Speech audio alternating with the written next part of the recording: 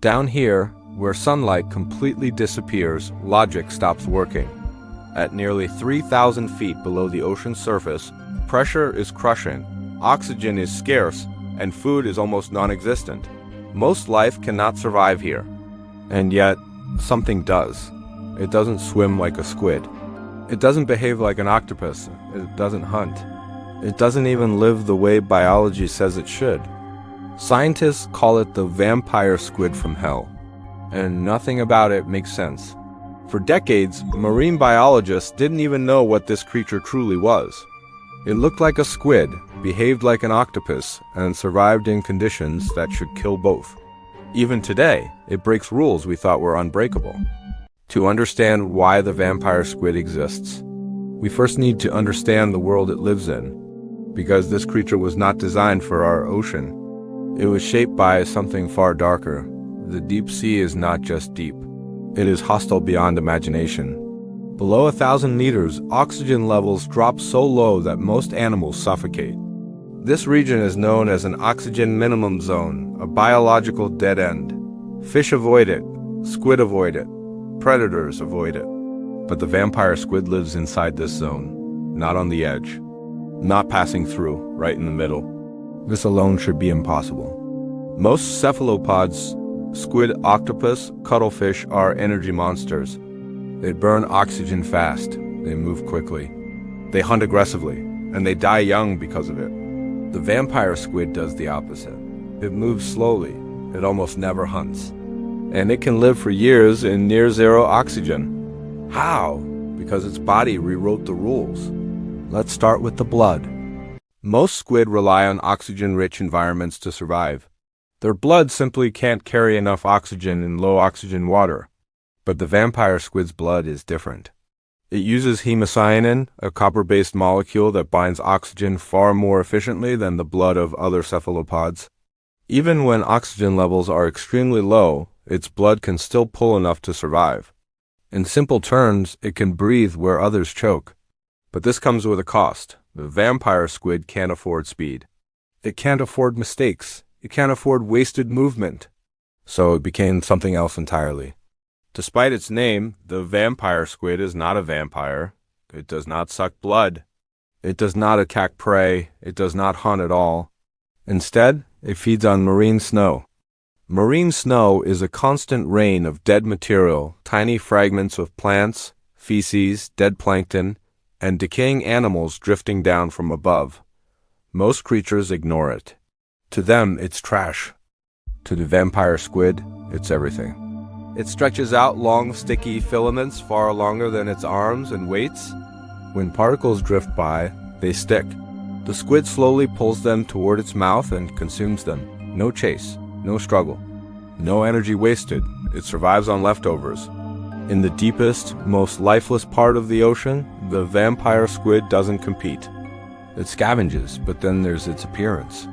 Because nothing about how this creature looks makes sense either. Its arms are webbed together, forming a dark cloak. When threatened, it flips this cloak over its body, exposing rows of sharp-looking spines. This is where the name comes from. It looks like a living nightmare, but those spines? They're not spines at all. They're soft, fleshy projections completely harmless. The vampire squid doesn't use fear through strength. It uses fear through confusion. Predators see something unfamiliar, something that doesn't move or react the way prey should, and hesitate. In the deep sea, hesitation is survival. And when that isn't enough, the vampire squid has another trick. Unlike most squid that release a cloud of black ink to escape, the vampire squid releases something far stranger, a glowing cloud. This bioluminescent mucus lights up the darkness with hundreds of tiny blue points, drifting slowly through the water. Predators don't know where to strike. Their vision is overwhelmed, and the vampire squid simply disappears. It doesn't swim away fast. It doesn't fight. It vanishes into darkness. But perhaps the strangest thing about the vampire squid is its metabolism. It is one of the slowest moving cephalopods on Earth. Its muscles are weak. Its reactions are slow.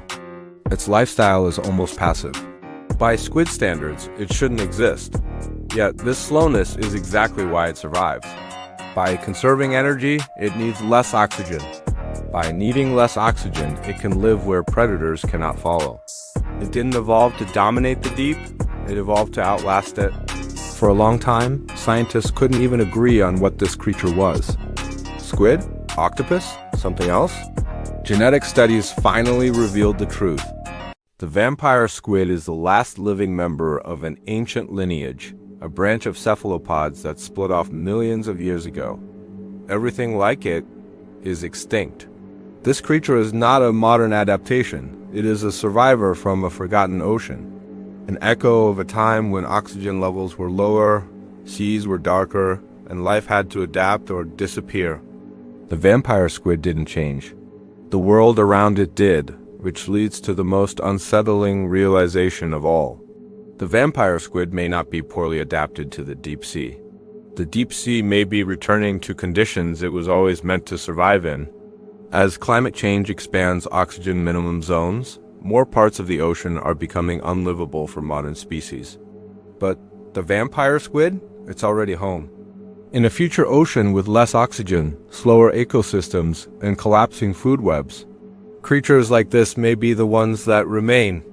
Not the strongest, not the fastest, but the most efficient. The vampire squid doesn't make sense because it wasn't built for our world.